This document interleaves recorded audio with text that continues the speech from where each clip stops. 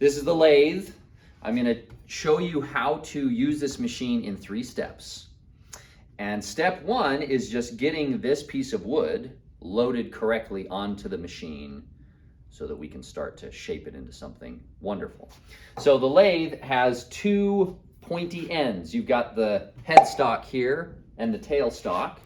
And our goal is to get that piece of wood wedged between those 2 pointy ends. So the first step is you take your piece and you take a hammer and you need to insert this piece into the headstock. Okay, there's a sharp bit here and you want to put that right in the middle of your branch. Don't set it up here on the edge. You want to be right in the middle. And you're going to take the hammer and just give it a couple little taps. You don't have to crank on it, just a couple little taps. And the reason we do that is we want these little teeth to dig into the wood a little bit. We want those teeth to be into the wood enough so that it won't slip off and it'll turn and stay nice and snug. And so that is the first part. The second part is to bring this over. Now notice this part slides, but I have to move this latch, loosen it to slide it forward. So I'm going to slide this latch forward. And again, I want this tailstock point to go right in the middle again. I don't want to set it up here at the edge. I want to be right in the middle, because if it's not in the middle, the wood isn't going to spin evenly. So I get this in place. And now this is very important. This is the part that most students miss. This latch here, this metal latch, is going to lock the tailstock in place. So I need to crank this nice and tight, and I really got to push with everything I have and make sure now this won't wobble back. And if I've got it in there nice and snug, then I have tightened that latch just enough. Then my last step to keep it attached is to advance the wheel here, do this crank wheel. This is going to push this forward and push it even deeper into my wooden piece. Check that it stays tight. And if I crank this, that should be kind of difficult to crank because it's getting nice and tight.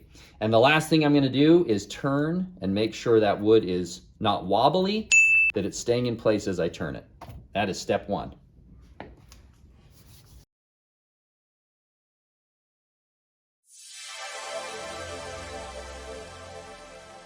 All right, here's step 2. Step 2, I need to get the rest in proper position, because this is where I'm going to lean my chisel, and it's going to keep things safe and smooth and consistent.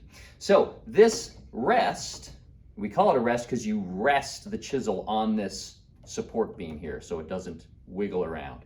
And it comes loose the same way this did. There's a little latch here. You can loosen it and slide it into place. I can move it. And notice how close I'm getting to that piece of wood. Now tighten the latch down so it's not wobbling.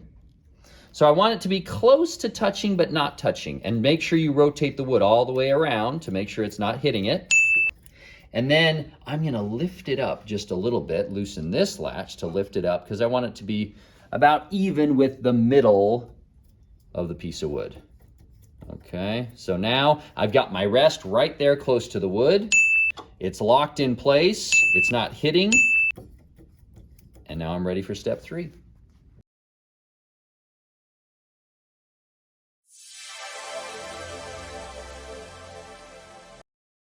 Okay, now we're at step 3, which is actually using the chisel, turning the machine on, and starting to carve something. Now, first step, goggles. You need to have goggles on whenever the machine is turned on. This lathe is going to remove wood really quickly, and wood chips sometimes go flying. You got to protect your eyes. So make sure you have goggles on. Step 2, I'm going to take out, there's chisels here in this box. We have other chisels back here. But the first chisel I want to use, very important, is this one that is rounded here.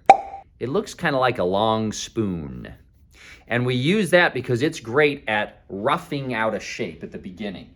And then you can use the other tools to add some nice detail later, but this is a great one to start with to get the bark off and to start get a shape created.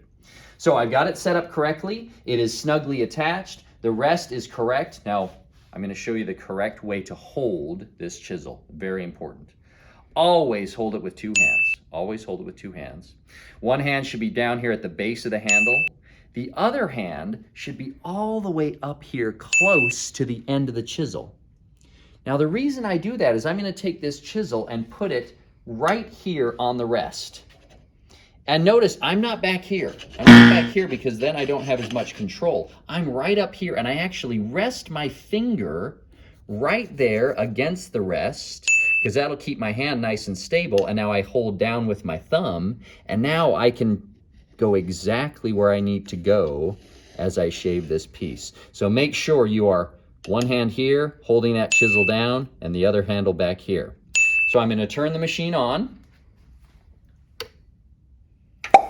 and it'll start to spin really quick. Watch this number here. So notice I'm at, that says 1397, 1401, 1404. That's good.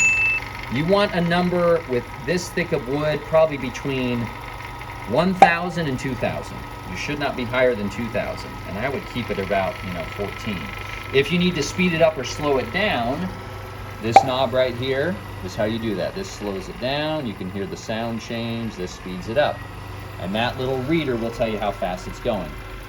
All right, so I'm at about 1,500, which feels like a good speed for this. Again, this hand here, and now I'm slowly gonna start shaving away from the wood. And look, I'm not jamming it in really quickly. I'm not going too deep.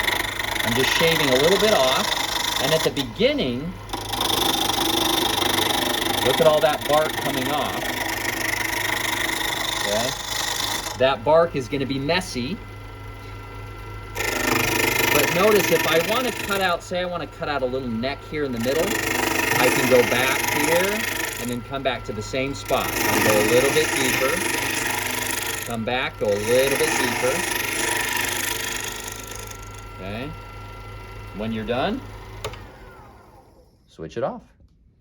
And that's step 3.